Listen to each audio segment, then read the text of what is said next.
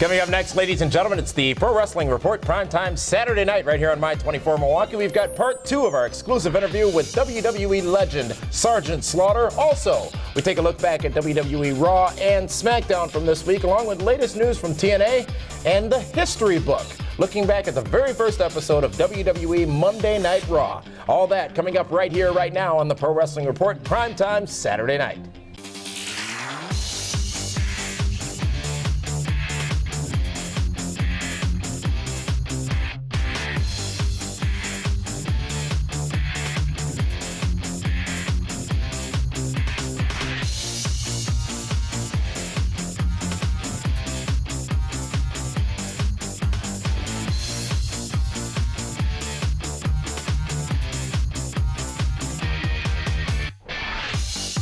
Good. Welcome, ladies and gentlemen, to the Pro Wrestling Report, primetime Saturday night for July 21st, 2012. Davey and Nelson here sitting alongside David Hero. Yes, I know I look nice this week. Oh, Brocephus, where's the colors? Brown and blue. No. You'll be black and blue. You're supposed to be wearing the blue, red, and yellow, the Super Friends t-shirt. You lost. You got defeated last week. What are you talking Money about? in the Bank. You know, a little wager, Super Friends against Nelson Family. You were just in Vegas for 4 days. I didn't bet. Well, you didn't win either. I gambled. Yes, you did, of course. And the deal was, if my team scores more than you, you wear the colors. What? My hearing aid went out. I didn't hear that part. You know. It's time now, ladies and gentlemen, to go to this week's WWE Raw report. And it was an active Raw from Las Vegas, Nevada at Mandalay Bay. I was in attendance, and it was not as good live as it was on television, which is a rare event. So you went all the way to Lost Wages to see Cody Rhodes, and Cody was nowhere to be found? I'm not going to disclose here the meeting that Cody and I had about the future. Sure. Okay? He was on Superstars, which is taped as part of Raw. He did a signing earlier in the day as well. Can you erase your hate? I don't have hate. You don't have a pink pearl. That's what you need. No. Let me go ahead and carry this. I guess one of the big news stories was a couple of people making their returns to Monday Night Raw that hadn't been seen in a long time. The first of which, David, was Rey Mysterio coming back and getting back into the mix with Alberto Del Rio. Ray, the 619, returns to Monday Night Raw. He's back in service, as we heard. Yes, he is, and he goes after the guy that put him on the shelf. I guess you could say that, Alberto Del Rio. But you already knew that. Rey Mysterio back, and you know what? If there's one person he should come back with, it's ADR. ADR is a true bad guy in the company. And Rey, we weren't too sure how the fans were going to embrace him when he did, in fact, come back. Big pop for him, very interesting return. And now ADR taken out of the Sheamus title run and back with his little chihuahua, Rey Mysterio. We'd find out on SmackDown, actually, that it was an actual replacement of ADR in the Sheamus title run. But before that were to happen, maybe Rey Mysterio can give a little bit of steam back to a dud that is of late in Alberto Del Rio. Are you kidding me? Nobody cares. Been rolling. Nobody cares about Alberto Del Rio right now. They don't. They been do dominating on the All right, here's a SmackDown challenge. brand. If you can, dominating what? Dominating the lowest rated segments, dominating the quietest Zack moments in the arena. Ryder, Oh, super. That's a win. Cara. Oh, huge wins there. Yeah. What did you beat him? 12 weeks in a row? I'm not here to argue with you. I'm here to ask the people out there to tell us yes or no. Yes or no. Has ever been on yes quote or unquote, no. como se dice, superstars. Yes or no. Alberto Del Rio, stud or dud? That's what I want to know. You can go ahead and use our website, pwrshow.com, send us an email, or even if you're watching this online. Tweet us. Sure, go right ahead. Stud or dud, Alberto Del Rio at Yeah. PWR Show on Twitter. Please, because I know that And next week when he's a dud, you're going to wear a Nelson family t-shirt. No, we only do this for pay-per-views. There's no This pay-per-view. is pay-per-view caliber. Another big return. He came to play Sunday night at Money in the Bank, but he appeared on national television for the first time in a long time. This past Monday night on Raw, he's awesome. He's The Miz. And David Hero, as you alluded to on the Money in the Bank radio post show Sunday night, The Miz looks a little different. He's all grown up. He looks older, more mature, grown up. He's a movie star now. The Marine 3? Impressive. You know what? I'm glad The Miz is back because they needed somebody else to be the whooping boy on Monday Night Raw. They really did. I mean, they needed some new faces. Did he get pinned on Monday? No. No, of course Eve not. lost the match for the team. Yes. And what a great way to bring Miz back on the Raw, to tag him and her, Eve and Miz together. They're both three-letter words, which is fantastic, against Daniel Bryan, DBD, and AJ. More abbreviations. I mean, that is a fantastic match. Miz and Daniel Bryan Danielson have a history, and very well done. On the other side of the ring in that matchup, as you mentioned, David, was AJ. And AJ would be the recipient of a bit of a proposition, a proposal, if you will. As Daniel Bryan has proposed to AJ, she seemingly accepted. And this Monday night, it will not be a match made in hell. It'll be a match made in heaven on the 1000th episode of Raw. What'd you call it? Propositions? Are made in Las Vegas. You know, tons of them. And now there's an engagement. AJ and DVD. I guess that's going to be a huge ratings bonanza for Raw on Monday in St. Louis. Well, it's a well-rounded show, and part of that well-rounded show Monday in St. Louis, where we will be in attendance live, will be a matchup for the WWE Championship, as John Cena announced this past Monday that he is cashing in Money in the Bank some 2 weeks after winning it on the 1000th episode of Raw against CM Punk. Will CM Punk continue his over 8-month reign as champion after next Monday night? You would like to believe so, right? I mean, if they've invested so much into Punk, and he's had one hell of a run. Notice how the past few weeks they've been talking about his long title run. Now it's his 8-month run against the briefcase and John Cena. I know you're not overly pleased or impressed with this match, but I love this match on Monday night. Cena Punk? Absolutely. I got no problems with it. It's going to be fantastic. There shall be a factor that we may not be thinking about, though. No, there will not be. A man is seeking the WWE Championship. The Rock will not interfere in this match whatsoever. Will not? No. You care to make it interesting? Sure. Why? Okay, so then how does Cena not win? He just loses. The Rock will not get physically involved in this match. No, see, now you're changing it. No, I'm not. Now you're changing it. You're like an interview I saw with some guy in Sean Hannity the other night. Look, you said The Rock will in no way, shape, or form be involved in this matchup. No, he won't be. You did say that. You said that. Okay, so now you're saying now he won't be physically. If The Rock gets involved in this match, he now becomes the heel. And why would he get involved? He has not. You know what? They may make The Rock the special guest referee. Well, then all bets are off, because then shenanigans are bound to happen. Slater hater of the week was Rikishi. Rikishi comes back to WWE after some time and defeats Heath Slater in short fashion. I did like the little video package I did before the match of Heath Slater giving his version of all the legends. That was well done, wasn't it? Hey, you know what? Here's one thing, though. Ever since I've put my name on him, everybody in the world now knows who Heath Slater is. Oh, absolutely. You know what was cool about Rikishi was the little tributes he gave to Yokozuna and his brother Umaga. One tribute that wasn't given was a tribute from Dolph Ziggler to Chris Jericho. As a matter of fact, he made a point you've been making on this program for quite some time, which is that Jericho hasn't won an important match since he's been back. It's amazing how they acknowledge Dolph and I speak the DWHS moments from this show. Speaking of reunions, we're going to have a little reunion during the break because you need to change your clothes. A bet is a bet. No. Come on, bro. What? We had a deal. I don't know what you're talking about, and now we're going long here, so stop with your bickering. Andy, please get Paul on the phone. That's this week's WWE Raw report. A solid show and a recovery from the week before, which was horrible. Very good effort by WWE this week. Momentum carried forward into next week's 1000th episode of... Jesus. What is going on? Do you have toys again? I have no toys. Still to come, though, here on the Pro Wrestling Report, we've got part 2 of our interview with Sergeant Slaughter. We're also going to take a look at TNA and WWE Smackdown from last night, along with this week's Star of the Week and a special look at the history book, looking back at the first ever episode of WWE Monday Night Raw. We're going to take a time out. When we come back, we're going to talk about TNA wrestling.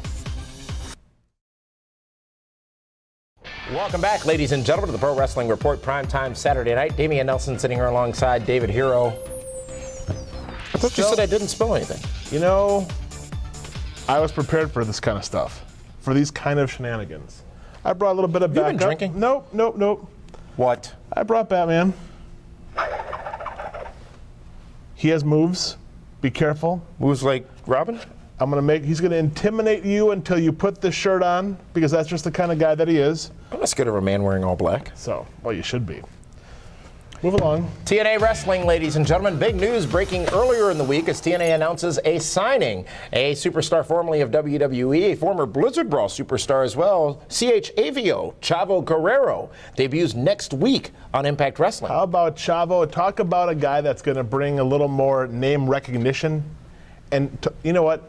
Right now with Austin Aries as a champ, can you imagine an Austin Aries Chavo Guerrero match? Some of you may groan and say, "Oh, Chavo can go." No, he's very talented. He's going to definitely help with Hernandez and maybe bring back a little of the LAX. And let's not forget his uncle, I believe, Hector, works there as well. Absolutely.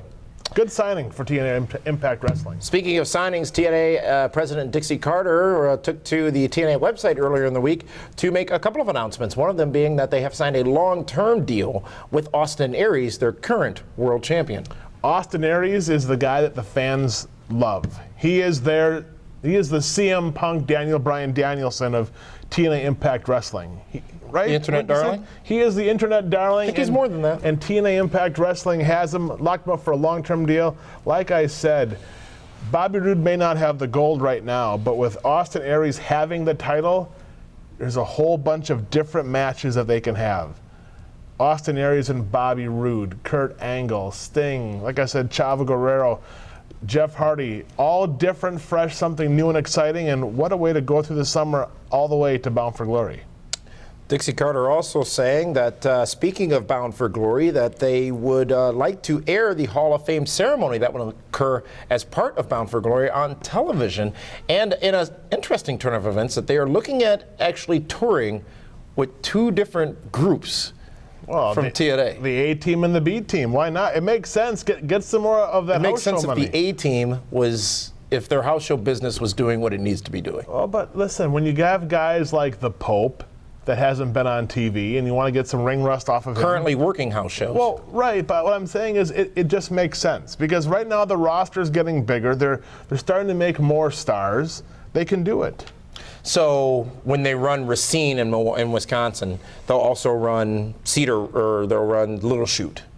Those will be the two towns, the A-Team and the B-Team? No.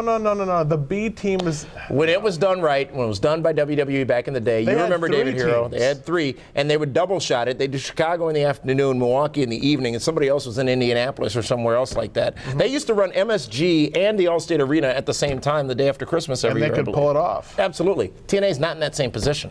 I admire the ability to want to do that. They need to make money, and their house shows make the money right now. What's not making them money right now is their situation with their broadcast network of Spike TV and its parent company Viacom and its host DirecTV. What a nightmare that has been. That situation is still not resolved. It's crazy. The money that is being lost on both sides, and it's hurting the fans that like TNA Impact Wrestling because they can't see it if you have DirecTV. It's hurting us. It's hurting us. We can't go to, well, we can go to con, but we can't watch TNA Impact Wrestling. Sit there with our mic in our hand. Well, you're used to that, but for me, I refuse to do that. So that's why TNA or DirecTV has got to get this fixed with Viacom. And once that's done, we'll be able to watch Impact again and be able to bring you news on each week's Impact Wrestling. That is this week's TNA report, ladies and gentlemen. And David Hero, it is a special. Listen, I understand that, but yes. See, the corporate offices have agreed, as well as Batman, that you need to change during this break. We're going to go see some Sergeant Slaughterisms. And when you come back, it's time to, pony up and be the man that you say you are. Wow. There's Batman, of course. You've done so much more than just perform in the wrestling ring. You've worked in some backstage roles with WWE, and one onstage role included time when you were, I think, commissioner or general manager as well of WWE. You've really done it all in professional wrestling, and I know me as a fan and all of our fans watching, of course, watching you growing up and those G.I. Joe cartoons. I still got the action figure. I'm not embarrassed to say that, but just such a legend, and it's an honor to meet you, and really enjoy the fact that you keep coming out and seeing all the fans. What do you like most about these events where you can come out and just spend some time, not necessarily with the barrier of the ropes between you and the fans, but really getting to meet them and hear from them? Well, the WWE has finally made me the ambassador. I've been the ambassador now for a while, and as you said, I was backstage. I was the commissioner. I gave everything I had, and finally we decided to go out and get outside the ring, and come to the baseball games and the hockey games, and I do a lot of visits to hospitals, children's hospitals, veterans hospitals, and we just try to spread the word that the WWE is a family-oriented company, and we take care of our troops. Anybody that's got a uniform on that comes to any of our shows is let in free, and most of the time, if it's a TV show, they're put on there, and we just love to get out there and promote WWE for what it is. And one thing, and the efforts, I think, don't go recognized enough that WWE takes on the humanitarian end of things, especially with our military. But one question that's always been burning in my head, Sarge, and I've just never been able to figure out the difference between a maggot and a puke. Care to share? Well, a maggot is the top honor you can be called by a drill instructor. David Hero's a maggot, right? Yeah. That's basically it. You're kind of a hero. Yeah. But if you're called a puke, a slime, and a maggot at the same time, that's really, you've really done something well, or you've done something pretty bad. Thank you for clearing that up. And Sergeant Slaughter, thank you so much for spending time with us here on the Pro Wrestling Report. Have fun, and we look forward to seeing you again soon. And for all the fans out there, thank you for all the years of great times you've provided us as professional wrestling fans. Well, thank you. If you ever get a chance to come out and see Sergeant Slaughter or the WWE superstars at an event like this, come, because we're touchable. We give you headlocks. Careful now, I'm delicate. Clutches, and we give you autographs, and it's the way to really get to meet your favorite superstars in person. Thank you. Sergeant Slaughter, ladies and gentlemen, a true wrestling legend. That's an order. Nobody needs to see it. Matter of fact, we can do this. Thank you very much, Sergeant Slaughter, for joining us here on the Pro Wrestling Report Prime Time. And you never know who's coming up. Matter of fact, David, here, come this Monday in St. Louis, Missouri. There's a lot of surprises in store. Of course. On Raw 1000. Absolutely. And hotel rooms are limited. PWR has a 2-room suite. So who's shacking up with you? I don't share beds. But there's... Oh, hello. It echoes. There's nothing in it. All I'm saying is be sure to tune in next week here on the Pro Wrestling Report Primetime Saturday night. But there's still so much still to come here on the Pro Wrestling Report Primetime this week, including looking back at last night's WWE Smackdown and a special presentation of the history book, looking back at the very first episode of WWE Raw in celebration of Raw 1000. All that followed by this week's Star of the Week. Pro Wrestling Report Primetime Saturday night continues right here, right now on the on My 24 Milwaukee.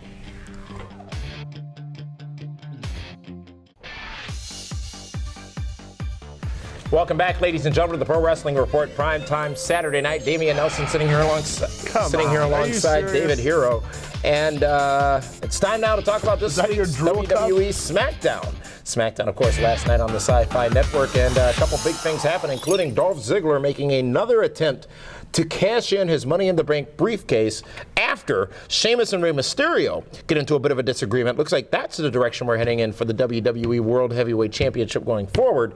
But how many times is Ziggler going to do this fake cash-in? Sheamus and Mysterio, you think that's going to be it? I mean, they disagreed earlier in SmackDown. Sheamus ends it with giving Ray a brogue kick. Barrier. I mean, come on. Think about it. How do you know he speaks Irish? No, it's because he's like 7 feet tall and raised down here. There's a barrier of how things are communicated. So now short people can't talk to long people? Well, they can, but the distance. What about the matter at hand? Dolph Ziggler cashing in for the second time in a week, but not cashing in. Well, you know what? They've done this before. They're going to tease it, and then he's going to fail. And then everyone's going to be sad and depressed. I mean, honest to God, when Sheamus was beaten down on, was it the pay-per-view? Or was it on Raw when Dolph Ziggler runs in and he gets the big bro kick? That was hilarious. Money in the Bank. That was hilarious. And part of me was like, oh my God, how fantastic would that have been? It's just Vince McMahon's way of showing the world that he's always right. But, Dolph Ziggler, hey, the fans got right about what? You stop that. You're sliding in your little burials there of Dolph Ziggler. I didn't bury Dolph Ziggler just did. at all. What if Vince McMahon's always right about what? What did he show the world he was right about? that he controls wrestling. He can give. Clearly he does. He owns the company. You're raising your voice and I'm raising my voice because you're being that guy. And Bruce gets a little upset You're about going to be on Are You Serious coming up soon if you keep talking like that, absolutely. Mr. Smart Mark. But listen to this. It's Vince McMahon's way of giving a little and then taking it all right back. But that's the business. That's what you do. But I'm saying is I don't want people whine and cry and complain when it happens. If I'm not there now. Ziggler's going to be the next World Heavyweight Champion. There's no doubt about it. You heard him talking to Jericho in their ring Monday night. Okay. Another Slater hater, this time on Smackdown, though, and it was one half of what many people consider one of the greatest tag teams of all time. The Road Warrior Animal returns and defeats Heath Slater. You know, how about that? What a rush. Road Warrior Animal, huge Road Warrior pop as he comes down and destroys your boy, Heath Slater. He did what he had to do to make the program watchable. But how much damage is being done to the Heath Slater character now? None at all. This is helping him more so than anything else they could have done with him. I disagree, and here's why. If he can't beat legends, guys that haven't been on TV in some 10 to 12 years, how can he beat the current stars on the Raw and SmackDown brand? Exactly. Speaking of current stars, one current star who had a lot to say this past Monday night about how us as fans don't even respect ourselves. I thought Big Show did a great job on Monday. On Friday, the Big Show levels the tag team division with a series of right hands, that weapon of mass destruction. Now, a lot of people reading far into this, saying that this was a sign to the tag team division, but was it more that or more of attempting to show the dominance of a Big Show? Big Show's been dominant. He's beaten up everybody. He's been knocking out guys for the last few months. He already wiped out the tag team division earlier. This tag team division needs something. It needs something. They got the huge. primetime players. You know what? And those guys are rather entertaining. They are. You know what? And I'm almost starting to say I almost kind of like them a little bit. Oh, millions and millions of dollars? Yeah, I just can't stand AW. How funny was he on Sunday at Money in the Bank, though? I got stuff to do. He's obnoxious. But isn't that the point? Why did Jimmy Hart have the megaphone? But Jimmy Hart didn't take away from how good the Hart Foundation was or how crazy the Nasty Boys were. Didn't you need Jimmy Hart if you were the Hart Foundation at first? If you were the Nasty Boys at for first? Bret Hart and Jim Neidhart. That's why he was there. That was last night's WWE Smackdown. Now let's move into a segment that generally you only see on our Wednesday online edition of the Pro Wrestling Report Primetime. But with Raw 1000 coming up this Monday night in just 2 days, we wanted to go back and take a look at the very first edition of WWE Monday Night Raw. David Hero, in the history book, we go back to the Manhattan Center on January 11, 1993. For that very first edition of WWE Raw. Was it 93? It was 1993. Oh my gosh, time has flown by. Time has flown by. Sean Mooney and Bobby Heenan opened the show, actually, as Bobby Heenan's trying to get into the building, as he had been replaced by Rob Bartlett, who was horrible, by the way, along with Vince McMahon and Macho Man Randy Savage on commentary. The main event, the first match ever on Monday Night Raw, Yokozuna versus Koko Beware. Wow. Birdman Blues. He's a Hall of Famer, you know. Koko and unlike Yoko. You. Hey, Yoko's in the Hall of Fame also. Yokozuna is in the Hall of Fame, but yes, both Hall of Famers. You know what? Who would have thought back then that they would get 1,000 episodes in? That show was innovative. It was raw. It was uncooked. It was uncut. Right, and it was, and it had Sonny and Razor Ramon and the 1-2-3 Kid. Several other people appeared on that program that night, including the Steiner brothers, who defeated your favorite tag team, the Executioners. Yeah, well, because, you know, the Steiner brothers are just that good. I mean, who didn't the Steiner brothers beat? I'm not sure if they ever beat Max Moon, but Shawn Michaels did that night. Yes, he did. You know, Max Moon was supposed to be Conan, of all people. Really? Conan O'Brien? No, Conan, you know, Viva la Raza. But they couldn't come to terms on whatever, and Shocking. Paul Diamond from Bad Company becomes Max Moon with a little jetpack and little streamers and stuff. The Undertaker defeats Damien Demento. You were there? No. Oh, Demento. I thought it said Nelson. Sounds similar.